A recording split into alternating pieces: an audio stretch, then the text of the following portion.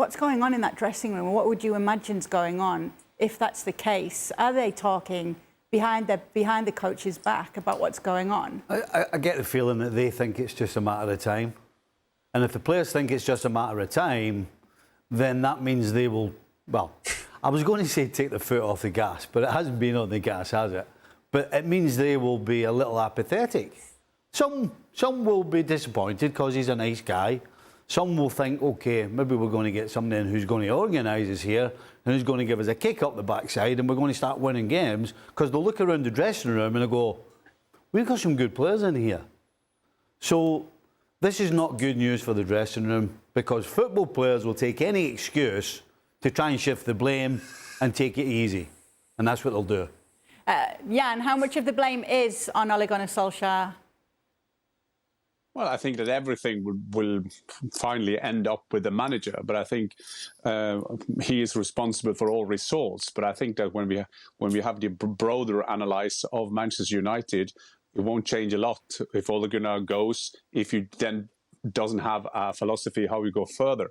You see, after Sir Alex Ferguson, you went with a copy, you went from a one outside, then you went from a guy who wanted to win everything and they thought he will guarantee them a lot of trophies. Then you went for a pupil of Sir Alex Ferguson. Now you're going back to eventually, maybe if Conte comes in, another kind of philosophy going in there. And it's also, we know that. I mean, the players, they will look after themselves. You've seen also the last 24 hours that the PR teams of all players, they kind of do the social media thing. That is a normal 2021 kind of thing. We did it over one journalist maybe that we knew in one paper. So that is a bit differently as well. But it's also interesting for the Manchester United players, because the display they had at Old Trafford against Liverpool was an embarrassment.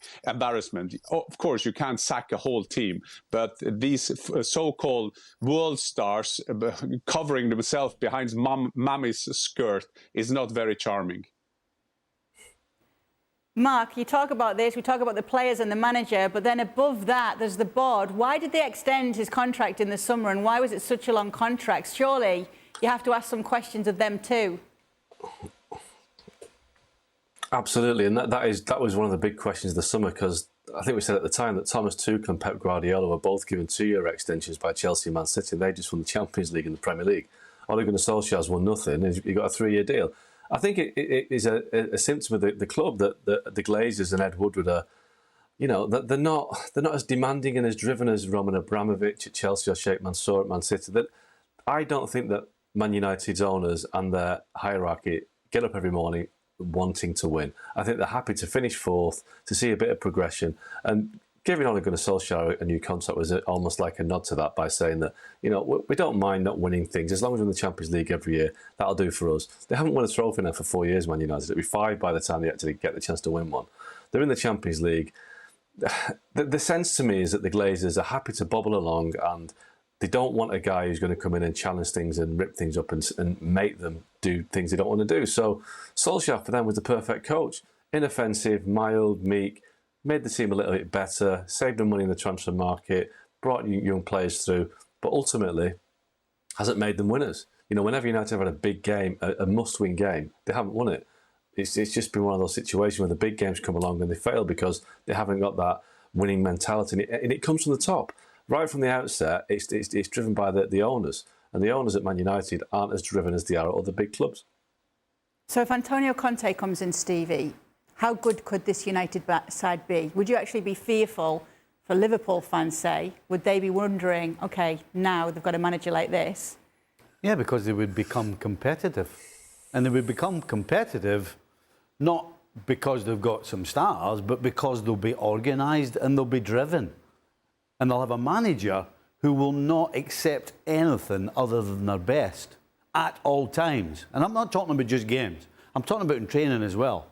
Because you don't get to the levels of your Cities and Liverpools and Chelsea are at now if it's just once a week where you're at it.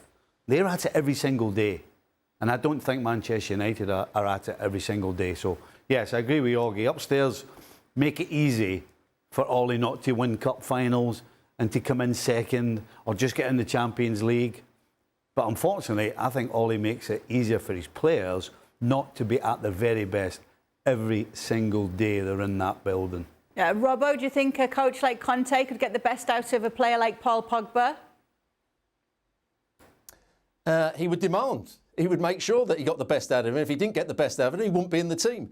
It's like Jurgen Klopp when he went to Liverpool and bought players. And I remember this in a pre-season game. I was talking to one of their staff, and he was talking about Wijnaldum coming into Liverpool, and he won't play in the team until he understands the role he's got to play in closing the ball down. And we've had him for the pre-season. He hasn't done it properly, so he won't play for the first 3 months until we get him right and doing that sort of thing. Antonio Conte will do exactly that thing with those Manchester United players if he went in there. If you don't do what I'm asking you to do, you're going to be out the side. And that's why he falls out with people, but he also gets the best out of people. Jan, do you think that Conte could fit at the helm of this Manchester United side? Well, if you see the candidates around, I mean, you will probably go for Conte because he's a winner. He's a guarantee for you to win the game. But it's quite interesting. I would be back to that. Conte or not Conte, it's interesting if Manchester United got a target to win trophies, if they're going to go back to the times where they were guaranteed they're going to battle for trophies. This going roller coaster, going between managers, that could help you a bit. Conte comes in and then he'll be second, and then the next year everybody say, yeah, he was second, as Ole Gunnar Solskjaer, but he's not good enough, so now we find someone else. So the club is not run properly at the moment, and if a club is run properly, you will also have the great appointments of manager that are going to have that philosophy. I don't see. Okay, I can agree. Sometimes you don't see a philosophy at all on the pitch. But mind you, you don't see a philosophy from Manchester United except getting more followers on social media. Well, thank you very much for watching ESPN on YouTube. For more sports highlights and analysis, be sure to download the ESPN app. And for live streaming, premium content, and let's not forget as well, ESPN FC 7 days a week. Subscribe to ESPN+.